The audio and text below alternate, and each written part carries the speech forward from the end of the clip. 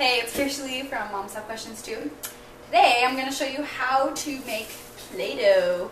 Okay, this is, by the way, my personal favorite Play-Doh recipe. If you live in a dry climate, I would suggest this one.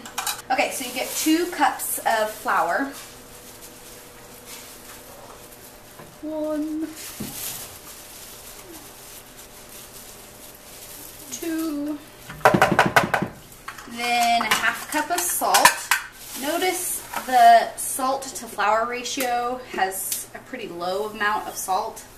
I think that's why it works so well for a dry climate, is that there's not very much salt, which I love, because otherwise our Play-Doh dries out really fast. So this stuff is great. And then 2 teaspoons cream of tartar.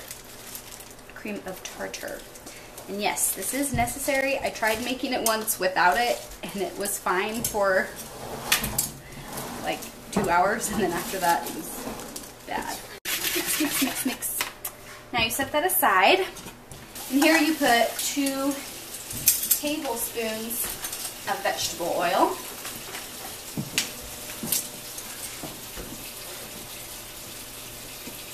One, 2. At this point, you would also add food coloring, usually, but today I'm going to make a bunch of different colors, so I'm not going to add the food coloring until the very end. You'll see. So 1 cup hot water is now all on my floor, and 2 cups hot water. Now I just add this stuff. I like to do a little bit at a time at first, just kind of get that flour mixed in, and then I find it's a little bit easier to mix in after that. Now, magical, you turn on the heat. I do it on about medium. And at first I keep using the, what's this called, the whisk. But as you can see, well, right now it's not really like that. At first, if you see clumps, it's just because your flour's not mixed in all the way.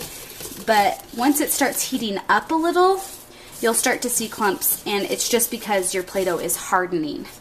It's getting harder. So at some point, you'll have to switch to a different, spoon. Instead of using a whisk, you'll want to switch to a spoon.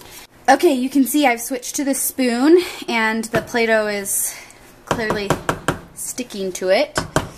So if that happens, just kind of get it off every once in a while, and then just kind of scoop it. Make sure you're scraping the bottom, because that's where it starts to harden, is right against the bottom where it's hot. And just keep stirring until it becomes more Play-Doh consistency. Okay, here we go. Now it's pretty good. You can see there aren't really any white spots, the lighter spots. It's all pretty much cooked. So now I'm going to put this onto a piece of parchment paper to get ready to do the kneading. Okay, so now I have my Play-Doh on here. It's pretty hot, so you just need to let it sit for just a minute. Mine's been sitting for about a minute now, so now you knead it just to get it really smooth, get the same consistency all around, and to get the nice Play-Doh texture that you want. And then once I've kneaded mine just a little bit, we're going to add some colors. Now, as I said before, I usually do that at the beginning, but this time I'm going to do it right now because I'm doing lots of colors instead of just one color. Okay, now I'm going to add the colors.